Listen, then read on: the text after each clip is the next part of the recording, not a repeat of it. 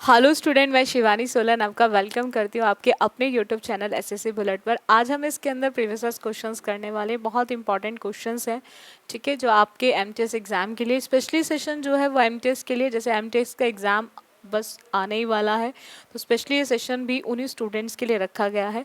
चलिएगा स्टार्ट करते हैं सेशन को बच्चों। अगर हम बात करें, जैसे मैं आपको हर सेशन के अंदर जितने भी आपके प्रीवियस मैंने अभी तक कराए हैं आपको एमटीएस के या फिर सीएचएसएल सीजीएल के, मैं हर क्वेश्चन के अंदर आपको हर ऑप्शन को एक्सप्लेन ज़रूर करती हूँ। उसका रीज़न ये होता है कि आप बच्चे जब भी करते हैं प्रीवियस क्वेश्चंस, चाहे वो इम्प्रूवमेंट हो या स्पॉट द एरर को, आपके माइंड में ज़रूर डाउट आता है भाई रिमेनिंग ऑप्शंस क्यों टिक नहीं हो सकते। तो इसीलिए आपके हर ऑप्शन को डिटेल में समझाया जाता है। तो डेफिनेटली इस सेशन को भी मैं डिटेल में समझाऊंगी। आज हम इस सेशन के अंदर स्पेशली सेंटेंस इंप्रूवमेंट के क्वेश्चंस को करेंगे। सेंटेंस इंप्रूवमेंट के अंदर आपको कुछ नहीं, सिर्फ इंप्रूवमेंट को चेक करना होता है कि किस पार्ट, जो पार्ट आपको ग्रामर में एग्जामिनर या तो अंडरलाइन करके देगा या फिर बोल्ड लेटर्स में लिख के देगा। यानी कि एग्जामिनर या तो अंडरलाइन करके देगा या फिर बोल्ड लेटर्स में लिख के देगा। जितने पार्ट को अंडरलाइन करेगा और जितने पार्ट को अंडरलाइन के साथ साथ या बोल्ड लेटर्स में लिख के देगा, ब्लैक लेटर्स में लिख के देगा, उतने पार्ट के लिए एग्जामिनर 3 ऑप्शन देगा एज अ रिप्लेसमेंट और एक ऑप्शन देगा नो सब्सटीट्यूशन रिक्वायर्ड। अगर आपको लगता है कि अंडरलाइन पार्ट में कोई भी एरर नहीं है, किसी भी तरह की एरर नहीं है, तो आप नो सब्सटीट्यूशन रिक्वायर्ड को टिक करेंगे। और अगर आपको लगता है उसमें कोई भी एरर है तो आपको चेक करना है कि उन रिमेनिंग 3 ऑप्शन में से कौन सा टिक होगा। बहुत बार एग्जामिनर उसमें एरर डालता ही डालता है, तो उस केस में वो नो सब्सटीट्यूशन रिक्वायर्ड ऑप्शन हटा देता है, तो चारों ही आपको रिप्लेसमेंट फॉर्म में डाल देता है ऑप्शन को। देखो स्टार्ट करते हैं सेशन को। इसमें बोला है कि the ostrich is a peculiar word, sometimes it prefer to run around the in circles. अब देखो यहाँ पर हम बात कर रहे हैं समटाइम्स इट प्रेफर टू। आपको चेक करना है कि sometime it prefer to correct है या फिर आपका इनकरेक्ट है। अब देखो यहाँ पर सिंपल पॉइंट क्या आता है बच्चों। पॉइंट ये है कि यहाँ पर हमें समटाइम्स दिया हुआ है और आफ्टर दैट इट दिया हुआ है। तो आपको ध्यान रखना है कि जब भी आपको समटाइम्स, यूजुअली, रियरली, स्कार्सली दिया हो, यानी कि हम वहां पर प्रेजेंट इंडेफिनिट टेंस की बात कर रहे हैं। अगर हम प्रेजेंट इंडेफिनिट की बात करें बच्चों, तो प्रेजेंट इंडेफिनिट के अंदर आप बच्चे ध्यान रखेंगे 2 केसेस आते हैं। प्रेजेंट इंडेफिनिट के अंदर आपके 2 केसेस आते हैं बच्चों।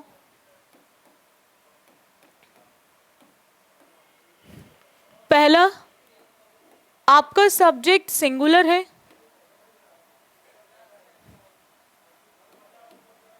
और दूसरा आपका सब्जेक्ट प्लूरल है। आपको ध्यान रखना है कि अगर आपको सब्जेक्ट सिंगुलर मिलता है तो आप वर्ब की फर्स्ट फॉर्म में एस और ईएस का यूज करेंगे। आप बच्चे ध्यान रखेंगे, अगर आपको सब्जेक्ट सिंगुलर मिलता है तो आपको लगाना है वर्ब में एस और ईएस, और अगर सब्जेक्ट प्लूरल मिलता है बच्चों तो आप लगाएंगे वर्ब की फर्स्ट फॉर्म। अगर सब्जेक्ट सिंगुलर मिलता है तो आपको फर्स्ट फॉर्म में एस और ईएस लगाना है, और अगर सब्जेक्ट प्लूरल मिलता है तो आपको लगानी है वर्ब की फर्स्ट फॉर्म। कुछ ऐसा ही केस यहाँ पर भी है। हमने इट देखा, इट की बात करें, इट हमारा कैसा सब्जेक्ट है, सिंगुलर। हमें ध्यान रखना है सिंगुलर के साथ प्रेफर यानी कि वर्ब की फर्स्ट फॉर्म का यूज नहीं होगा, यानी कि हमें लगाना है एस और ईएस। और एस और ईएस कितने ऑप्शन में गिवन है, ओनली एक ही ऑप्शन में, प्रेफर्स करके, ठीक है। So we can easily eliminate third and fourth and even first also. हम थर्ड फोर्थ के साथ साथ फर्स्ट को भी एलिमिनेट कर सकते हैं। क्यों कर सकते हैं फर्स्ट को, उसका रीज़न ये है क्योंकि हमें वहाँ पर रिप्लेसमेंट की ज़रूरत है, हमें उसको रिप्लेस करना ही पड़ेगा। तो इसीलिए हमारा जो आंसर ऑप्शन होगा वो सेकेंड हो जाएगा। बोलो इतना क्लियर है सभी को। हम क्या बोलेंगे, sometimes it prefers to, sometime it prefers to is the correct answer option. ये एमटीएस का ही क्वेश्चन है 2/11/2021। देखो बहुत इंपॉर्टेंट हो सकता है आपको इस बार भी मिल जाए इस नेचर की एरर। रिपीट हो जाए, तो इसलिए हर पॉइंट को बहुत ध्यान से समझ लेना। During his research the forest officer was pleasantly surprised to find that the population of tigers had increased। ये क्वेश्चन अगेन एमटीएस का ही है, 2/11/2021 का। आपको चेक करना है कि ये जो हैड इंक्रीज्ड को अंडरलाइंड करके दे रखा एग्जामिनर ने, क्या ये करेक्ट है या नहीं, यानी कि जो हैड इंक्रीज्ड अंडरलाइन पार्ट है वो सही है या फिर गलत है। अब आपको एक चीज समझ लेनी है बच्चों, वो क्या है, हम बात कर रहे हैं ऑफिसर वॉज आपके पास्ट को बता रहा है। एग्जाम में बच्चों बहुत बार सीक्वेंस ऑफ टेंस एरर आती है, सीक्वेंस ऑफ टेंस एरर, यानी कि आपको टेंस का सीक्वेंस देखना होता है, आपको टेंस का सीक्वेंस चेक करना होता है, जैसा फर्स्ट होगा वैसा ही नेक्स्ट होगा। देखो अगर आपको फर्स्ट क्लॉज या फर्स्ट सेंटेंस आपको प्रेजेंट में मिलेगा तो नेक्स्ट को भी आप प्रेजेंट में ही रखेंगे, और अगर फर्स्ट आपको सेंटेंस या क्लॉज पास्ट में मिलेगा तो आप सेकंड को भी पास्ट में ही रखेंगे।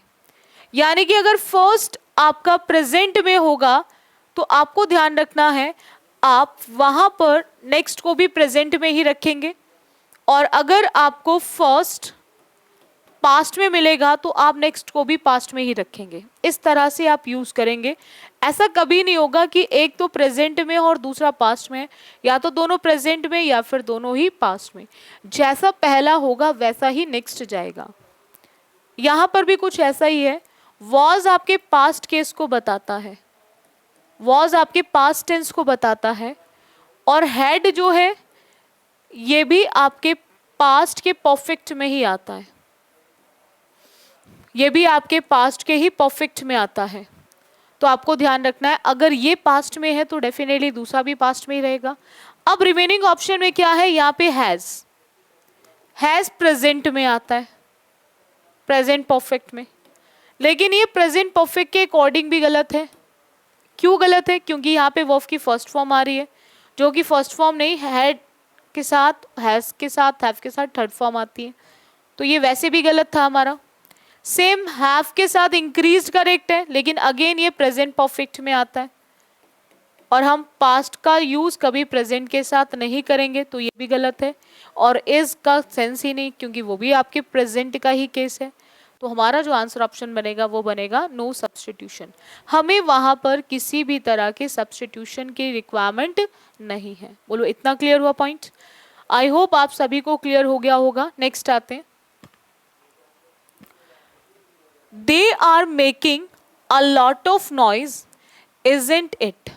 एमटीएस का ही क्वेश्चन है, 2/11/2021। हो सकता है कि आपको अगेन क्वेश्चन टैग का क्वेश्चन इस बार भी मिल जाए, तो हर एक पॉइंट को बहुत ध्यान से समझ लो। एमटीएस वाले स्टूडेंट्स, जिन स्टूडेंट्स को भी एमटीएस का एग्जाम देना है, तो आप बच्चे बहुत ध्यान से समझ लेंगे। हर एक पॉइंट बहुत ही ज़्यादा इम्पॉर्टेंट है आपके एग्जाम के लिए। हमें यहाँ पे दे रखा है इज का मतलब होता है हेल्पिंग वर्ब, इसका मतलब हेल्पिंग वर्ब, और इट का मतलब आपका प्रोनाउन। जब भी आपको helping verb plus pronoun with question mark मिले तो इसको बोलते हैं हमारा क्वेश्चन टैग, इसको बोलते हैं हमारा क्वेश्चन टैग, इसको बोलते हैं हमारा क्वेश्चन टैग। क्वेश्चन टैग के अंदर आप एक चीज हमेशा ध्यान रखेंगे, वो क्या है कि यहाँ पर जो भी आपका हेल्पिंग, एज अ हेल्पिंग और एज अ प्रोनाउन यूज होगा, ये सब आपके स्टेटमेंट के अकॉर्डिंग यूज होगा, ये सब आपके स्टेटमेंट के अकॉर्डिंग यूज होगा। हम जो भी हेल्पिंग और प्रोनाउन को यूज करेंगे वो सब आपके स्टेटमेंट के अकॉर्डिंग यूज करेंगे। अब यहाँ पर हमें स्टेटमेंट में क्या दे रखा है, आर, और यहाँ पर हमें क्या मिला, इज, तो ये गलत हो गया। हमें स्टेटमेंट में दे रखा है एज अ प्रोनाउन दे, और यहाँ क्या दे रखा है, इट, तो अगेन ये गलत हो गया। हम जानते हैं कि हेल्पिंग और प्रोनाउन दोनों हमें स्टेटमेंट के अकॉर्डिंग डिसाइड करने हैं, तो हमें ये क्लियर हो गया कि नो सब्स्टिट्यूशन नहीं होगा। हमें ये क्लियर है कि आर है तो हैव नहीं होगा। अब यहाँ पर आर दे होगा या फिर आरेंट दे होगा। तो क्वेश्चन टैग में एक चीज आप बच्चे हमेशा के लिए ध्यान रखेंगे कि एक अगर प्लस है तो दूसरा हमेशा माइनस जाएगा, और अगर एक माइनस है तो दूसरा हमेशा प्लस जाएगा। क्वेश्चन टैग में ऐसा कभी नहीं होता बच्चों कि दोनों ही पॉजिटिव जा रहे हैं, दोनों ही नेगेटिव जा रहे हैं। यहाँ चीजों को बैलेंस करने के लिए एक प्लस तो दूसरा माइनस, यानी कि एक पॉजिटिव तो दूसरा नेगेटिव, और एक नेगेटिव तो दूसरा पॉजिटिव। इस चीज को आप बच्चे हमेशा याद रखेंगे। तो इसीलिए हम यहाँ पर आर को देख के आरेंट दे का यूज करेंगे, हम आर दे का यूज नहीं करेंगे। बोलो इतना क्लियर हुआ पॉइंट? चलेगा, नेक्स्ट आते हैं बच्चों। Sahana worked late last night and could be able to finish her homework. अब यहाँ पर बात कर रहे हैं हम वर्कड की, तो हमें क्लियर है वर्कड की बात की जा रही है, हमें क्लियर है वर्कड की बात की जा रही है, तो डेफिनेटली कुड ही आएगा, कैन का यूज नहीं होगा। So we can easily eliminate two options. अभी हमने सीक्वेंस ऑफ टेंस सीखा, ये क्वेश्चन भी एमटीएस का है 2/11/2021 का। अब देखो यहाँ पर पॉइंट क्या आ रहा है कि यहाँ पर सिंपल चीज क्या है, फिनिश वर्ब आ रही है, ठीक है, वर्ब आ रही है। तो यानी कि जब एक्शन वर्ड आ रहा है तो फिर हम वहां पर सिर्फ और सिर्फ किसका यूज करेंगे, कुड का, क्योंकि उसको करने वाला भी कौन है, सहाना ही है। तो यहाँ पर हम सेंटेंस को पैसिव में नहीं बनाएंगे, एक्टिव में ही रहने देंगे, तो इसीलिए हम लोग कुड का यूज करेंगे, कुड बी का यूज नहीं करेंगे। सो आंसर ऑप्शन क्या हो जाएगा, 4। नेक्स्ट आते हैं। There are many words in the veranda today and Hema please feed those। अब यहाँ पे पॉइंट क्या है, फीड दोज चेक करना है। ये एमटीएस का क्वेश्चन है 5/10/2021 का। चेक करना है फीड दोज करेक्ट है या नहीं। ये this, that, these, those, these are demonstrative pronouns, these are demonstrative pronouns. और फीड हमारी क्या है, वर्ब। फीड हमारी क्या है, वर्ब, यानी कि एक्शन वर्ड है। और वर्ब के जो बाद आता है उसको हम क्या बोलेंगे, ऑब्जेक्ट। क्या बोलेंगे, ऑब्जेक्ट। तो आपको ध्यान रखना है कि वर्ब के बाद प्रोनाउन हो या नाउन हो, हमेशा ऑब्जेक्टिव केस ऑफ नाउन और प्रोनाउन यूज होता है। और नाउन का सब्जेक्टिव और ऑब्जेक्टिव सेम होता है, लेकिन प्रोनाउन का सब्जेक्टिव ऑब्जेक्टिव अलग होता है, ठीक है। कुछ ऐसे प्रोनाउंस होते हैं जिनके सब्जेक्टिव ऑब्जेक्टिव सेम होते हैं, जैसे यू, यू का सब्जेक्टिव भी यू, ऑब्जेक्टिव भी यू। इट का सब्जेक्टिव भी इट, ऑब्जेक्टिव भी इट। वन का सब्जेक्टिव भी वन, ऑब्जेक्टिव भी वन। लेकिन हम बात किसकी कर रहे हैं, यहाँ पे बर्ड्स की बात कर रहे हैं, एक से ज्यादा। तो आपको ध्यान रखना है जब भी हम मोर देन वन की बात करेंगे तो वहां पे हमेशा दे का यूज करेंगे। अब चाहे आपका केस लिविंग हो या फिर नॉन लिविंग हो, लिविंग हो या फिर नॉन लिविंग हो, आप जहां पर भी मोर देन वन की बात करेंगे, जहां पर भी आप मोर देन वन की बात करेंगे, एक से ज्यादा की, वहां पर आप यूज करेंगे दे, वहां पर आप यूज करेंगे दे। मोर देन वन के लिए आप हमेशा दे का यूज करेंगे। तो यहां पर आप दे के अकॉर्डिंग ऑब्जेक्टिव लिखेंगे, फीड दैम। अब यहां पर भी दैम लिखा हुआ है, यहां पर भी दैम लिखा हुआ है, लेकिन आपको पहला वर्ड क्या दे रखा है, प्लीज। प्लीज जो यूज होता है वो आपके इंपैरेटिव सेंटेंसेस में यूज होता है। और इंपैरेटिव सेंटेंसेस वो सेंटेंसेस होते हैं जो आपको सजेशन के बारे में बताएं, रिक्वेस्ट के बारे में बताएं, ऑर्डर के बारे में बताएं, एडवाइस के बारे में बताएं या कमांड। यानी कि पढ़ने के बाद आपके सेंटेंस का सेंस इनमें से कुछ भी हो सकता है। ऑर्डर भी हो सकता है, सजेशन भी हो सकता है, एडवाइस भी हो सकता है, रिक्वेस्ट भी हो सकता है। इसके साथ साथ इन सेंटेंसेस की एक और पहचान होती है कि ये सेंटेंसेस हमेशा एक्शन वर्ड से स्टार्ट होते हैं और एक्शन की भी हमेशा फर्स्ट फॉर्म से स्टार्ट होते हैं, यानी कि ये हमेशा वर्ब की फर्स्ट फॉर्म से स्टार्ट होते हैं। और FED जो होती है वो आपकी सेकेंड फॉर्म होती है और इम्पैरेटिव कभी भी सेकेंड फॉर्म को लेकर नहीं आते, इसीलिए हम इस दैम का यूज नहीं करेंगे, हम इसको रिप्लेस जो करेंगे वो फर्स्ट से करेंगे। So we can easily eliminate remaining 3 options. बोलो इतना क्लियर हुआ पॉइंट? चलेगा, नेक्स्ट आते हैं। नेक्स्ट क्वेश्चन की बात करें, the languages he can speak are English, Hindi, Marathi and Kannada. अब एमटीएस का क्वेश्चन है 5/10/2021 का। अब यहाँ पर बहुत सारे ऐसे लोग हैं जिनको एक से ज़्यादा लैंग्वेजेस आते हैं, ठीक है।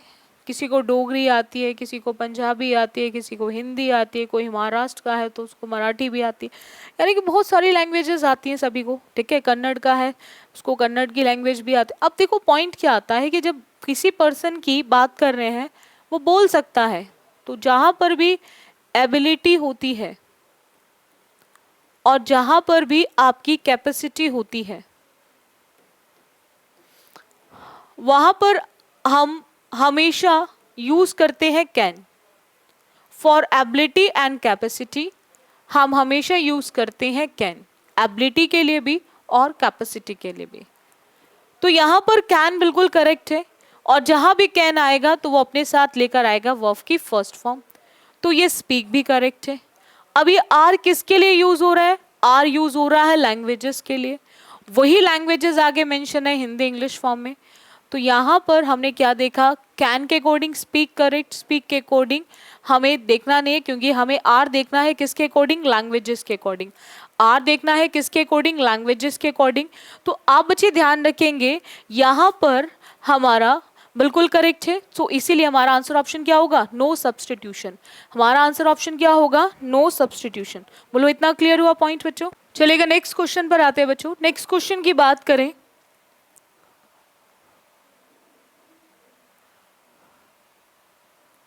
The strong wind blow of all the candles. ये एमटीएस का क्वेश्चन है जो 6/10/2021 में पूछा गया है, 6/10/2021 में पूछा गया है। आपको चेक करना है कि क्या ये ब्लो ऑफ करेक्ट है या नहीं। जब बहुत तेज हवाएं चलती हैं तो जलती हुई कैंडल्स को वो बुझाने का काम करती हैं। तो यहाँ पर भी कुछ इस तरह से ही इन हवाओं ने भी करा, इस हवा ने भी करा कि जितनी कैंडल्स जल रही थी वो क्या कर दिया? उसने बुझा दिया। उस हवा ने क्या कर दिया? बुझाने का काम करा। और जब भी हम बुझाने की बात करते हैं तो वहाँ पे हम ब्लो आउट का यूज़ करते हैं, ठीक है। ब्लो आउट का यूज़ करेंगे। अब आपको ध्यान रखना है कि रोज़ रोज़ तो हवा चलेगी नहीं, रोज़ रोज़ तो बच्चों हवा चलेगी नहीं। और जो भी काम आपका एक बार होगा, जो भी काम आपका एक बार होगा वो आपका जाएगा पास्ट टेंस में। और पास्ट के भी कौन से टेंस में जाएगा बच्चों? पास्ट इंडेफिनिट में। वो हमेशा यूज होगा आपके पास्ट इंडेफिनिट में। और पास्ट इंडेफिनिट के अंदर आप बच्चे ध्यान रखेंगे, अगर कभी भी आपको सेंटेंस अफर्मेटिव मिलता है, जब भी आपको सेंटेंस अफर्मेटिव मिलता है तो आप बच्चे ध्यान रखेंगे उस केस में आप यूज करेंगे वर्ब की सेकेंड फॉर्म। तो इसीलिए हम यहाँ पे ब्लो की सेकेंड फॉर्म ब्लू का यूज करेंगे। सो इसीलिए हमारा आंसर ऑप्शन क्या होगा बच्चों? सेकेंड। चलेगा, नेक्स्ट क्वेश्चन पर आते हैं। Next question again SSC MTS का है 6/10/2021 का। उसने बोला है यहाँ पे कि there are very little peoples in this world who are bold enough to defy social customs. देखो बच्चों, पीपल वर्ड की बात करें, मैंने एक सेशन लिया था आपका एसएससी बुलेट पर फ्यू और लिटिल को लेकर, जिसके अंदर मैंने बहुत इजी टू अंडरस्टैंड लैंग्वेज में आपको फ्यू और लिटिल के बीच में डिफरेंस को समझाया था कि कब हम लोग फ्यू का यूज़ करेंगे और कब हम लिटिल का यूज़ करेंगे। मैंने बहुत इजी टू अंडरस्टैंड लैंग्वेज में वहाँ पे समझाया था फ्यू और लिटिल के बीच में डिफरेंस को, कि फ्यू का यूज़ वहाँ होगा जहाँ काउंटेबल नाउन होगा, फ्यू का यूज़ वहाँ होगा जहाँ काउंटेबल नाउन होगा, और लिटिल का यूज़ वहाँ होगा जहाँ अनकाउंटेबल नाउन होगा।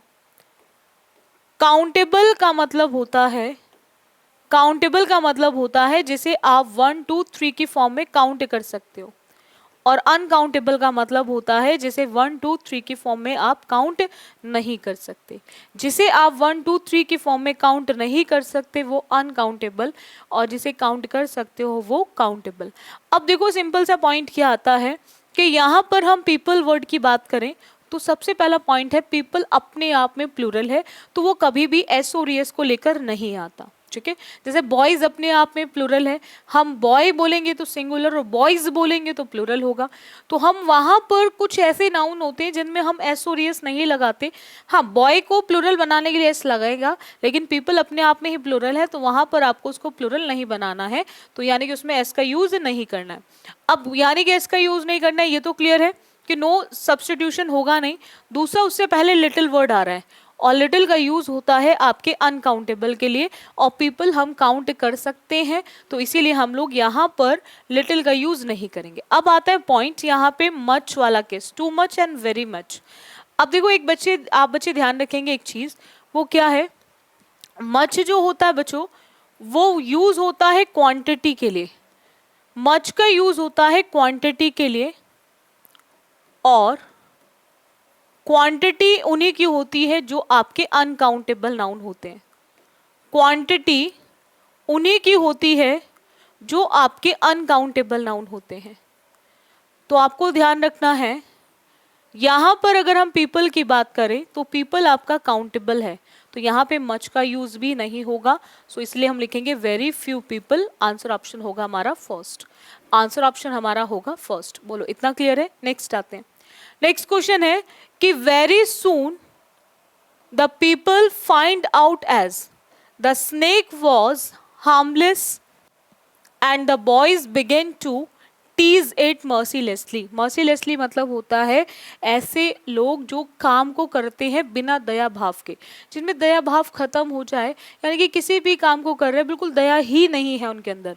ठीक है, उस तरह से वो हार्म पहुंचाने की कोशिश, जो कि उनको पता भी है कि वो स्नेक उनको कहीं ना कहीं हानि पहुंचाएगा नहीं, हार्मलेस है, फिर भी उसके साथ इस तरह से उसको चिढ़ा रहे हैं जैसे उनमें दया है ही नहीं। एमटीएस का क्वेश्चन है 6/10/2021।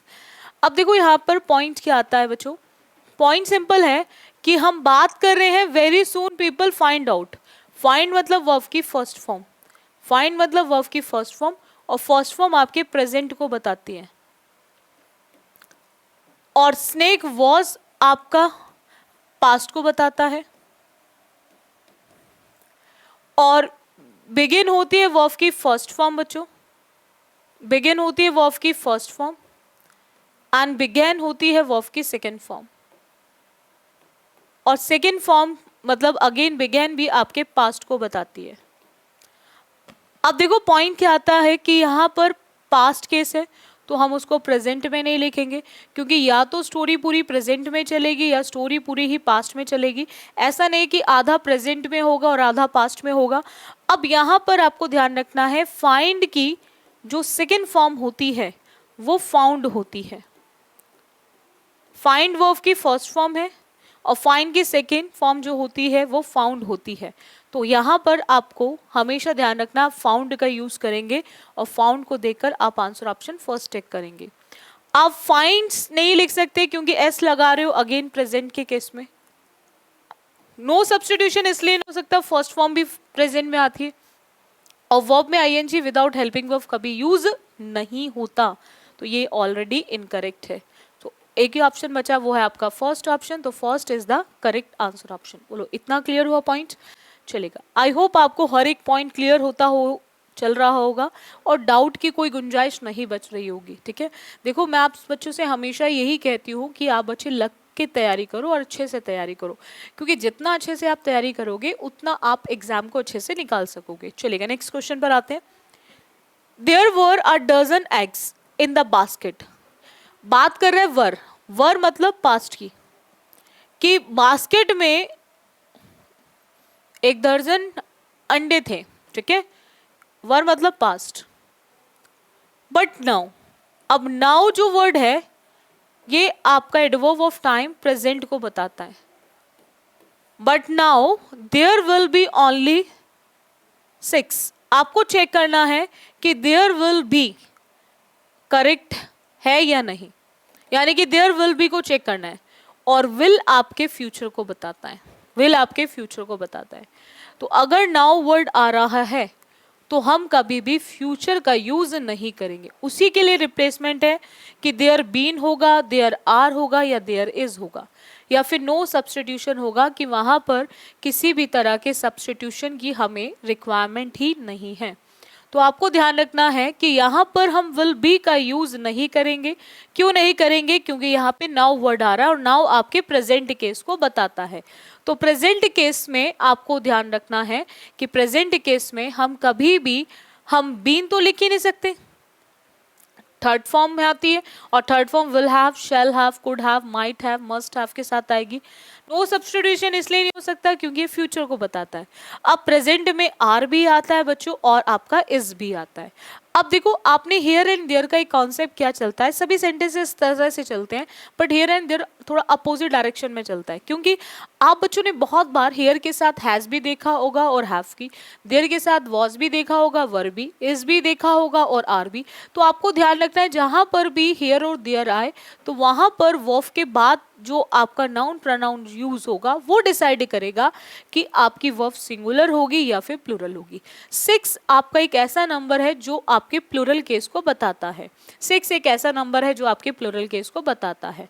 और अगर मैं इज की बात करूं तो इज का यूज होता है आपके वहां जहां सब्जेक्ट आपका सिंगुलर होगा। इज का यूज होगा वहां जहां आपका सब्जेक्ट सिंगुलर होगा। और अगर मैं बात करूं आर की तो आर का यूज वहां होगा जहां सब्जेक्ट आपका प्लूरल होगा। तो यहाँ पर 6 को देखकर आपको ध्यान रखना है आप इज का यूज नहीं करेंगे, आर का यूज करेंगे। सो इसीलिए इसका आंसर ऑप्शन होगा देयर आर, इसीलिए इसका आंसर ऑप्शन होगा देयर आर। बोलो इतना क्लियर हुआ पॉइंट? आई होप आपको हर एक पॉइंट क्लियर हुआ होगा। और ये क्वेश्चन भी आपके एमटीएस का है 6/10/2021। देखो एमटीएस का पेपर आपका ऑलमोस्ट आ ही गया है अब तो लग के तैयारी करो और जो भी आपको सेशंस मिले हैं आप उनको अच्छे से देख लो, क्योंकि ये हो सकता है इन्हीं में से आपको क्वेश्चंस आपको मिल रहे हैं, हो सकता है ये होंगे यही कि आपको इन्हीं में से कुछ ना कुछ एरर मिलेगी एग्जाम के अंदर। तो हर एक सेशन आपके लिए बहुत इंपॉर्टेंट है। बाकी जिन स्टूडेंट्स ने अभी तक एसएससी बुलेट चैनल को सब्सक्राइब नहीं किया है तो वो सब बच्चे इस चैनल को सब्सक्राइब जरूर कर लें ताकि आपका कोई भी सेशन छूटे ना। देखो हर एक सेशन बहुत इंपॉर्टेंट है आपके एग्जाम पॉइंट ऑफ व्यू से। और जैसे कुछ स्टूडेंट्स बोलते हैं कि मैम ये वाली क्लास नहीं है तो वो वाली क्लास नहीं, तो अगर आप सब्सक्राइब कर लोगे तो आपके पास क्लासेस के नोटिफिकेशन मिल जाएंगे, तो आपको फिर उस तरह के मैसेजेस की ज़रूरत नहीं पड़ेगी क्योंकि आपको हर क्लास का नोटिफिकेशन मिलेगा। तो आपकी कोई भी क्लास मिस नहीं होगी, आप इजीली हर क्लास को ले सकते हैं। और मैं भी यही चाहती हूँ लग के तैयारी करो, सिलेक्शन लो आप बच्चे। देखो सिलेक्शन लेना कोई बड़ी बात नहीं है, 2 चीज़ों की रिक्वायरमेंट है, एक आपका थोड़ा सा हार्ड वर्क, एक स्मार्ट, मतलब एक स्मार्ट वर्क करना है, हार्ड वर्क करना है बट स्मार्ट वर्क के साथ।